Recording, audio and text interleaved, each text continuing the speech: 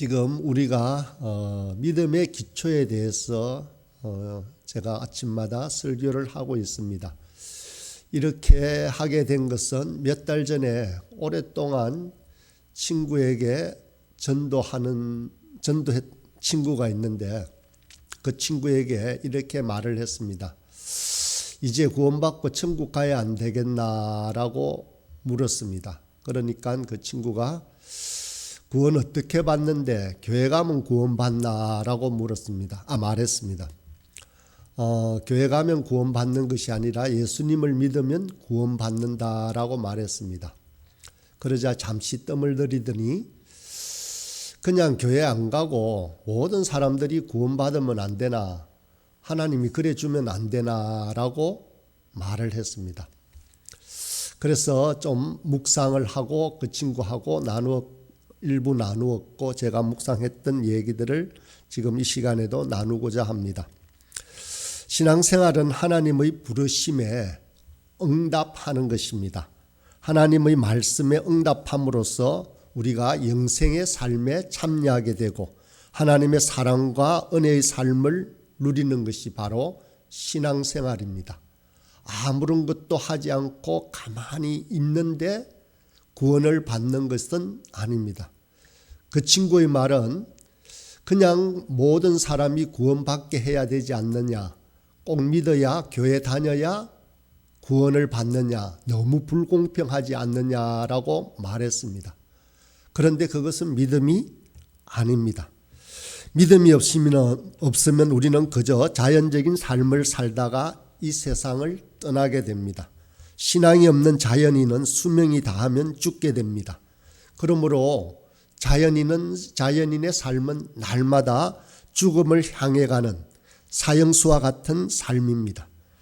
반면에 신앙인의 삶은 날마다 영원 가운데 참여하는 삶이며 이것은 은혜의 삶입니다. 이렇게 은혜의 삶에 참여하는 것은 믿음을 통해서만 가능합니다. 믿음이라는 것은 바로 하나님의 부르심에 응답하는 것입니다. 그런데 여기에 문제가 있습니다. 그러면 하나님은 모든 사람을 부르시는 걸까요? 아니면 정해진 사람만 부르시는 것일까요? 데살로니가 후서 3장 2절의 말씀에 보니까 바울 사도는 믿음은 모든 사람의 것이라고 분명히 선언하고 있습니다. 그런데 반면에 디모데전서 2장 4절에 보니 모든 사람이 구원을 받으며 진리를 아는 것을 하나님이 원하신다라고 했습니다. 데살로니가 후서 3장 2절에서는 모든 사람이 에게 주어진 믿음이 아니라고 했는데 디모데전서 2장 4절에서는 모든 사람이 구원을 받고 진리를 아는 것이 하나님의 뜻이고 원하심이다라고 말했습니다. 그렇다면 하나님은 모든 사람을 부르시는 것일까요? 아니면 일부 사람에게만 구원을 허락하시는 것일까요? 하나님은 분명히 디모데전서 2장 4절의 말씀처럼 모든 사람을 구원에 이르도록 부르십니다. 이것이 바로 성경의 핵심적인 사상입니다. 하나님은 아담과 하와를 지으시고 모든 피조물에게 복 주시기를 기뻐하십니다. 예수님 또한 이 하나님의 은혜가 모든 사람에게 미친다라는 것을 분명하게 선포하십니다. 마태복음 5장 45절에 보니 하나님이 그 해를 악인과 선인에게 비치게 하시며 비를 어려운 자와 불의한 자에게 내리우심이니라 라고 말씀하셨습니다. 그렇지만 하나님이 모든 사람을 부르신다는 것은 모든 사람이 그것에 대해서 다 믿음으로 응답한다는 것은 아닙니다. 하나님은 우리를 자유로운 인간으로 지으셨기에 스스로 자유롭게 우리 하나님의 부르심에 응답해야 하는 것입니다. 하나님의 은혜는 모든 인간을 향하지만 그것을 받아들이는 사람만이 그 은혜를 받는다는 것입니다. 우리가 아는 예입니다. 이것은 하늘에서 비가 억수같이 쏟아져도 오직 하늘을 향해서 자신의 그릇을 열어두어야만 물이 넘치는 것과 같습니다. 비가 넘치더라도 땅을 향해 엎어진 그릇 속에는 한 방울의 물도 들어갈 수가 없습니다. 바로 여기서 믿음이라고 하는 것은 하늘을 향하여 방향을 전환하는 그리스도의 행위를 상징하는 것입니다. 하나님은 모든 사람을 다 부르십니까? 물론입니다. 하나님은 특별히 이 자리에 계신 저와 여러분이 구원에 이르기를 가장 원하십니다. 하나님은 우리가 하나님의 부르심에 응답하는 것을 아주 기뻐하십니다. 하나님은 오늘도 모든 사람에게 은혜를 주십니다. 하지만 아멘이라고 하지 않는 사람은 그 축복을 누리지 못하는 것입니다. 하나님의 축복은 우리 자신의 동의를 거쳐 우리 속으로 들어오기 때문입니다. 우리가 구원의 은혜를 받는 것은 나의 행위로 말미암아 받는 것이 아닙니다. 믿음을 통한 것입니다. 우리는 믿음을 통하여 죄의 형벌로부터 자유롭게 됩니다. 그리고 예수님이 말씀하시는 여러 사건 안에 담긴 그 축복의 맛을 보게 되는 것입니다. 믿음 안에서 죽음과 절망을 이기는 생명과 소망을 얻게 됩니다. 또 인생의 무의미함과 무기력함을 극복하는 하나님의 영광의 능력에 닿게 됩니다. 이 모든 변화는 믿음을 통하여 우리에게 일어납니다. 우리를 십자가 그리고 부활 사건과 연합시키고 연결시키는 것 또한 바로 믿음입니다. 이런 이유로 기독교는 믿음을 강조합니다. 그런데 이 믿음에 대해 의문이 많이 있습니다.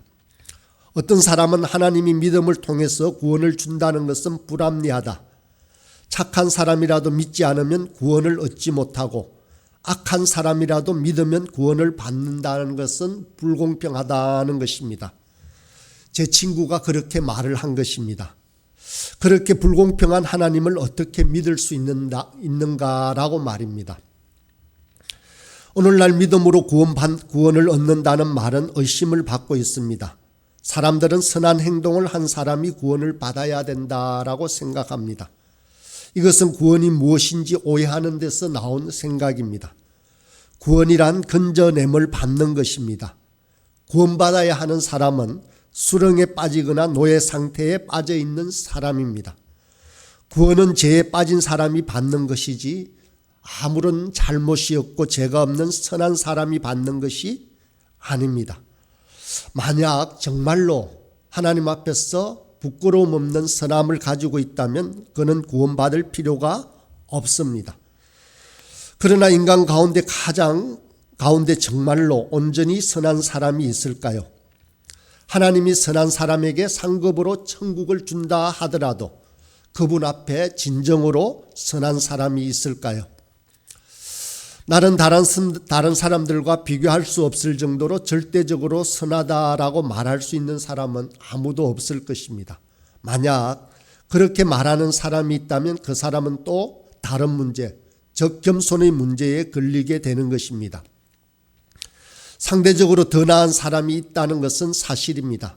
하지만 이것도 절대적인 장점이 되지 못합니다. 대개 성격이 좋은 사람은 어린 시절부터 좋은 부모를 만나서 좋은 교육을 받은 사람입니다.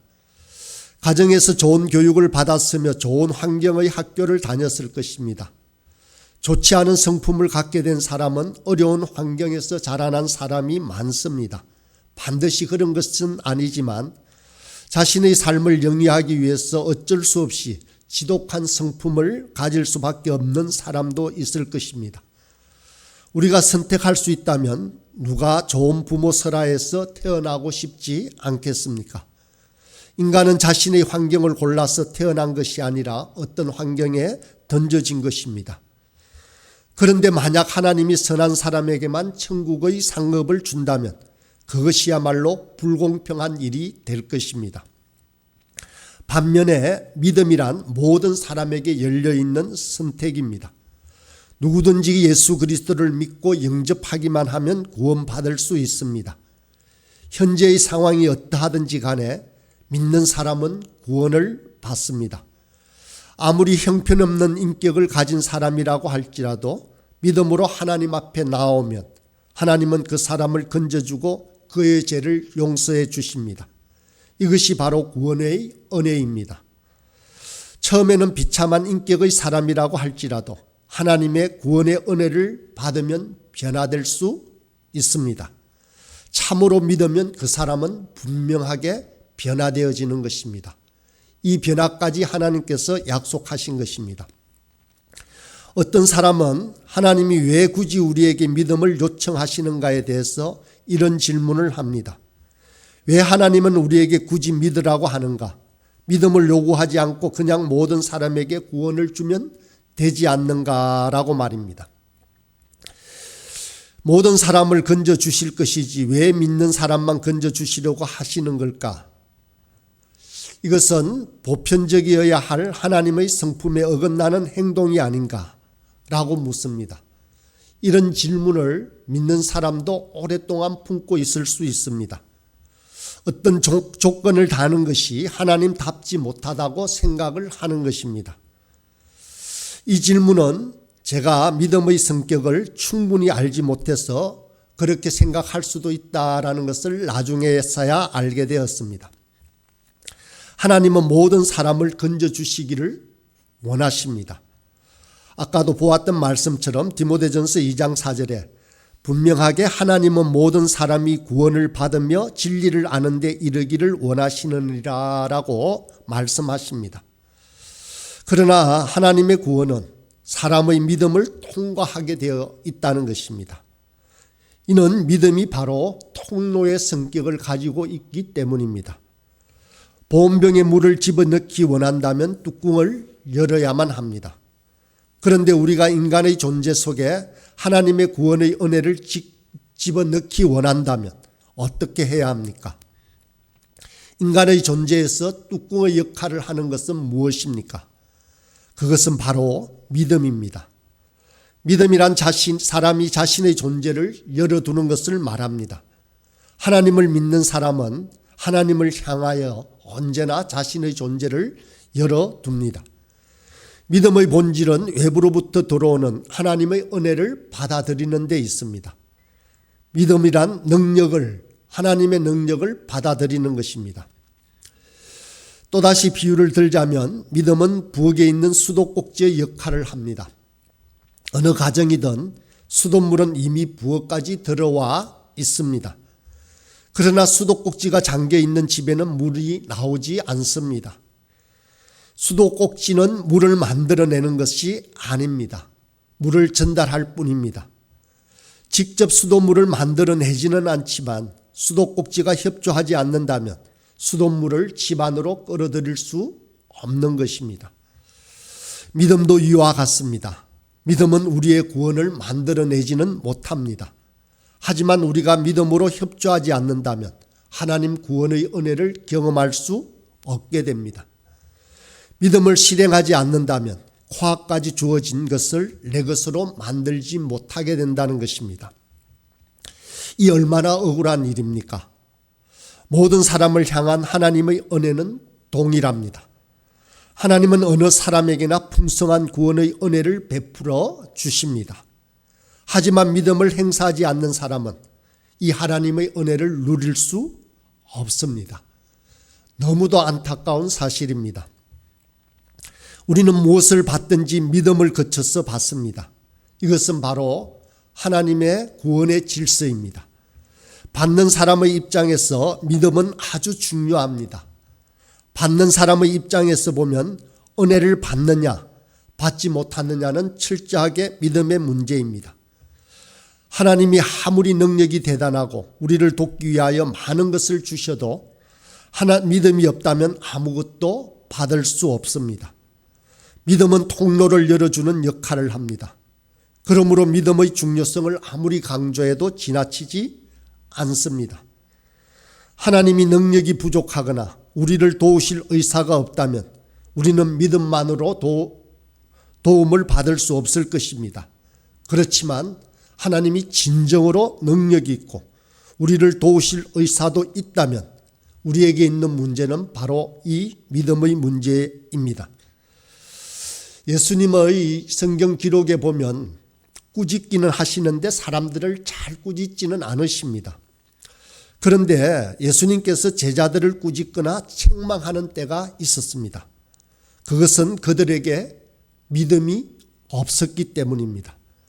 예수님께서는 믿음 없음에 대해서 탄식하고 꾸짖었습니다. 이는 우리의 하나님이 전능하신 분이시며 우리를 도우시는 분이시기 때문입니다. 하나님은 오늘도 우리를 돕기 원하십니다. 하지만 불신앙으로 말미암아 하나님의 능력은 우리의 내적인 존재 속으로 들어오지 못하고 있는 것입니다. 성경이 믿음을 강조하는 것은 바로 이런 이유 때문입니다. 본문으로 읽었던 히브리서 11장 6절을 다시 한번 보겠습니다. 믿음이 없이는 기쁘시게 못하나니 하나님께 나아가는 자는 반드시 그가 계신 것과 또한 그가 자기를 찾는 자들에게 상 주시는 이심을 믿어야 할지니라. 하나님이 믿음을 강조하시는 것은 하나님이 편벽되어 있는 분이 아닙니다. 우리가 자유의지를 가진 인간이기 때문입니다. 하나님의 사랑이 막히지 않고 우리에게 전달되기를 원하시기 때문입니다. 이전에 학교에서 가르칠 때 목요일 찬양 모임을 인도할 때가 있었습니다. 당시 학생들에게 아멘이 어떤 의미를 나타내는지를 설명하고 있었습니다. 여러분, 기독교 신앙에서 아멘이라는 단어는 동의를 나타낼 때 사용합니다. 아멘은 상대방의 말에 그렇습니다, 내가 동의합니다 라는 뜻입니다. 특별히 하나님의 말씀에 대해 동의를 표시할 때 교회에서는 아멘이라는 단어를 사용합니다. 지금 제가 여러분에게 말씀드리는 내용에 동의하시면 아멘이라고 하시면 그 하나님의 복이 여러분에게 흘러 들어가십니다. 그러나 동의하지 않으면 아멘이라고 말할 필요가 없습니다 라고 했습니다. 이렇게 말한 뒤에 학생들을 향해서 하나님의 사랑과 뜻을 전해 주었습니다. 하나님은 여러분을 진정으로 사랑하십니다. 이렇게 말하자 아멘이라고 하는 학생도 있고 잠잠고 가만히 있는 학생도 있었습니다. 아마 속으로도 아멘이라고 대답을 한 친구가 있고 그렇지 않은 친구가 있을 것입니다. 그런데 나중에 어떤 학생이 교무실로 찾아와서 질문을 했습니다. 똑같은 질문입니다. 하나님은 축복을 주시려면 다 주지 왜 아멘이라고 말한 사람에게만 주는지 이해할 수가 없습니다. 그래서 그 학생에게 또다시 저는 이렇게 대답했습니다. 하나님은 정말 아멘이라는 사람에게만 축복을 주실까? 그런데 하나님은 모든 사람에게 복을 주신단다. 그러나 아멘하지 않는 사람에게도 복을 이미 주셨다. 그렇지만 하나님은 결코 사람을 가려서 복을 주시는 분이 아니시지만 하나님의 축복은 아멘이라고 말할 때, 동의할 때 우리 속으로 들어오는 것이다 라고 말했습니다. 그렇습니다. 하나님의 축복은 동의를 거쳐서 아멘이라고 하는 믿음을 통해서 우리 속으로 들어오기 때문입니다. 이것은 우리 인간이 지정의를 가진 인격적인 존재이며 자유의지를 가진 존재이기 때문입니다. 하나님의 축복이 아무리 넘치더라도 믿음 없는 심령 속에는 한 방울의 축복도 들어갈 수가 없다는 것입니다. 아무리 장대비가 내려도 그릇이 뒤집혀 있으면 물 한 방울도 그릇에 담을 수가 없는 것과 같은 이치인 것입니다. 그러므로 믿음으로 구원받는다고 말하는 것은 결코 불합리하거나 불공평한 것이 아닙니다. 하나님께서 우리 인간을 가려서 사랑하시거나 차별하셔서 은혜를 베푸시는 것이 결코 아닙니다. 반드시 믿음을 통해서 그 사랑과 은혜를 주십니다. 하나님은 우리 인간을 아무것도 할 수 없는 로봇이나 기계로 취급하지 않으시기 때문입니다. 하나님은 저와 여러분을 하나님과 같은 인격으로 존재로 대해 주시기 때문입니다. 모쪼록 이 은혜를 잊지 않고 오늘 하루도 믿음으로 반응하는, 기쁨으로 아멘하는 날이 되길 간절히 소원합니다.